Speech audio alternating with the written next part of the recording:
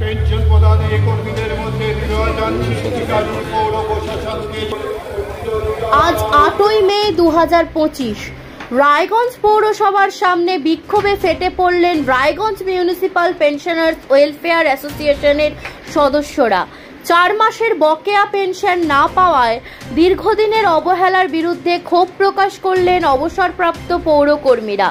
জানুয়ারি থেকে এপ্রিল এই 4 মাস পেনশন পাননি রায়গঞ্জ পৌরসভার 169 জন পেনশনার। সংগঠনের যুগ্ম সম্পাদক সমরেশ প্রসাদ ঘোষ জানিয়েছেন, শুধু পেনশনই নয়, 2021 সালে অবসরপ্রাপ্ত অনেক সদস্যের ফুল গ্র্যাচুইটি এবং রিভার্স গ্র্যাচুইটির টাকা এখনও আটকে রয়েছে। বারবার ডেপুটেশন দিয়েও সমাধান মেলেনি বলে তাদের অভিযোগ। 2021 সালে অবসর নেওয়া সদস্যরা জানান, গ্র্যাচুইটি আজও মেলেনি। জানুয়ারি থেকে এপ্রিল পর্যন্ত পেনশন বন্ধ। আমরা আজ শান্তিপূর্ণভাবে প্রতিবাদ করছি। এর সমাধান না হলে আগামী দিনে বৃহত্তর আন্দোলনের পথে যাব। পশ্চিমবঙ্গের অধিকাংশ পৌরসভা থেকে নিয়মিত পেনশন প্রদান করছে, সেখানে রায়গঞ্জ পৌরসভা এই বিষয়ে পিছিয়ে রয়েছে বলেই দাবি সংগঠনের। দ্রুত সমস্যা না মেটালে পোস্টার, ব্যানার, মাইকিং সহ বৃহত্তর আন্দোলনের হুঁশিয়ারি দিয়েছেন তারা। এই বিষয়ে রায়গঞ্জ পৌরসভার পৌরপতি সন্দীপ বিশ্বাস জানান, অর্থনৈতিক কিছু জটিলতা রয়েছে, তবে আমরা দ্রুত এই সমস্যা সমাধানের চেষ্টা করছি। আগামী 1-2 সপ্তাহের মধ্যেই বকেয়া পেনশন পরিশোধের ব্যবস্থা করা হবে। পেনশনাররা এখন অপেক্ষায় পৌরপতির প্রতিশ্রুতি কত দ্রুত বাস্তবে রূপ নেয়। কি সংগঠন, কি দায়িত্ব আছে? আমাদের সংগঠনের নাম হচ্ছে Raiganj municipal pensioner welfare association. আপনার নাম? আমি সমরেশ প্রসাদ ঘোষ, যুগ্ম সম্পাদক। আপনাদের এই বিক্ষোভ কি কারণে? আমাদের বিক্ষোভ হচ্ছে গত 1 জানুয়ারি 2025 থেকে এপ্রিল 2025 4 মাসের বকেয়া পেনশন এখন আমরা পাইনি, এবং 2021 সাল তার আগে যারা রিটায়ার্ড হয়েছে তাদের কারো কারো ফুল গ্র্যাচুইটি এবং কারো কারো রিভার্স গ্র্যাচুইটি এখনো প্রদান করেননি আমাদের পৌরপতি। এবং আমরা বারবার বলা সত্ত্বেও, বিভিন্নভাবে তাকে আমরা জানানো সত্ত্বেও, ডেপুটেশন আকারে আমরা জানানো সত্ত্বেও আমরা কিন্তু এর সুরাহা দেখতে পাচ্ছি না। এবং 2021 সালের পর থেকে আমাদের পেনশন অনিয়মিত হয়ে পড়ছে। কোনোবার 2 মাস, কোনোবার 3 মাস, কোনোবার 4 মাস, এইভাবে আমাদের পেনশনটা বকেয়া হয়ে পড়ছে। পেনশন রিলিফ সরকার যেটা দেয়, আসার পরে একটু সুরাহা হয়, কিন্তু পশ্চিমবঙ্গের বিভিন্ন পৌরসভা তাদের নিয়মিত পেনশন দিয়ে চলছে, 2-1টা পৌরসভা বাদ দিয়ে। এই 2-1টা পৌরসভার মধ্যে রায়গঞ্জ পৌরসভা পড়ে গেছে অন্যতম। কতজন কর্মী আপনারা? আমরা পেনশনভোগী 169 জন, কম বেশি 169 জন।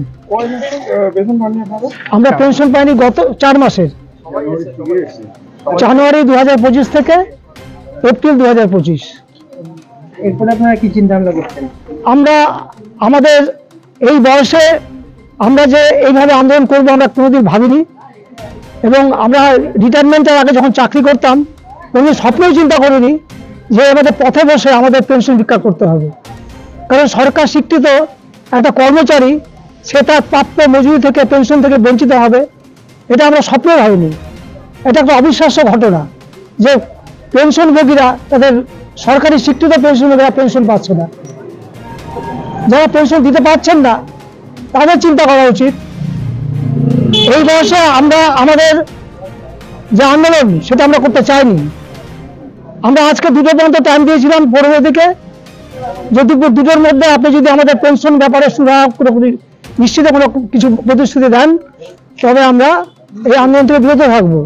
কিন্তু আমরা 2টোর মধ্যে কোনো আমাদের কিছু জানানো হয়নি, যেই জন্য আমরা আড়াইটার থেকে আমাদের অবস্থানটা শুরু করলাম। আমরা চলবে এভাবে পথসভা, পোস্টারিং এবং রায়গঞ্জের বিভিন্ন জায়গায় স্ট্রিট কর্নার, এগুলো আমরা আগামী দিনে করব।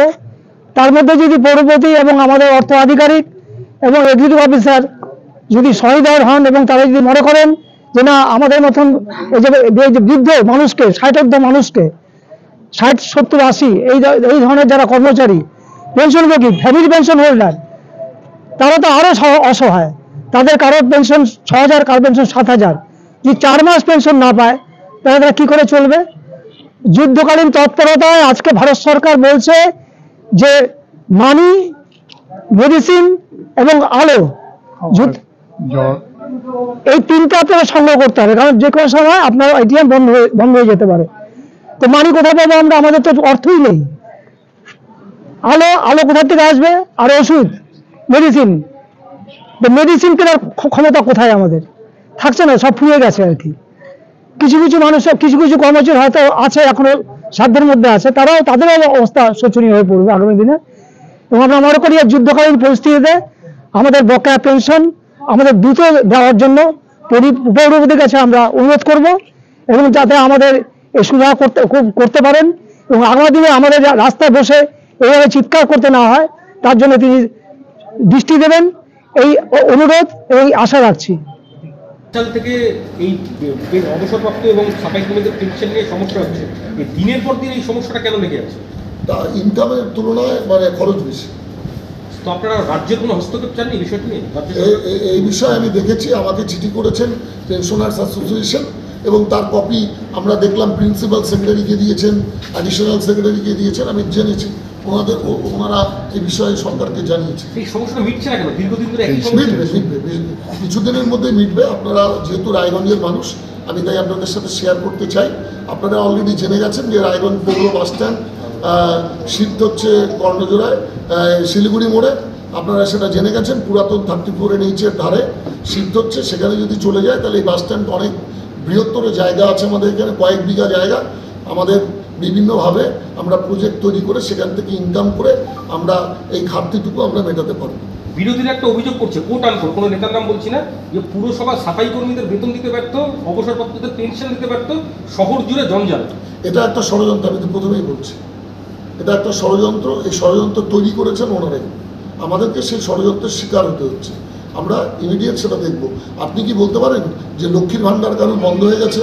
আপনি কি বলতে পারেন কারোর ভাতা বন্ধ হয়ে গেছে? আপনি কি বলতে পারেন যে কোনো লাইটটা জ্বলছে না? সেটা তো বলতে পারছেন না। শুধু শহর ঝাড়ের ক্ষেত্রেই এই অবস্থাটা তৈরি হয়েছে, বাকি কোনো ডিপার্টমেন্টে আমরা ফেল নই। এটা তৈরি করেছে কিছু রাজনৈতিক নেতাই, এই ষড়যন্ত্রে স্বীকার করেছে এই আমার পৌর কর্মচারী সাফাই কর্মীদের। বাড়ি তৈরি করছেন? নো টেনশন, এখন মোবাইলের মাধ্যমে ইট, বালি, পাথর, রড ও অন্যান্য নির্মাণ সামগ্রী অর্ডার করুন আমাদের ওয়েবসাইট www.buildingmart.co.in থেকে, আর পেয়ে যান আপনার বাড়ির দরজায়। বন্ধুগণ, আর দোকানে দোকানে ঘোরার প্রয়োজন নেই, মালপত্র নষ্ট হওয়ার ঝামেলাও নেই। মাত্র এক ক্লিকে ইনস্ট্যান্ট উন্নত মানের নির্মাণ সামগ্রী পেয়ে যান আপনার বাড়িতে।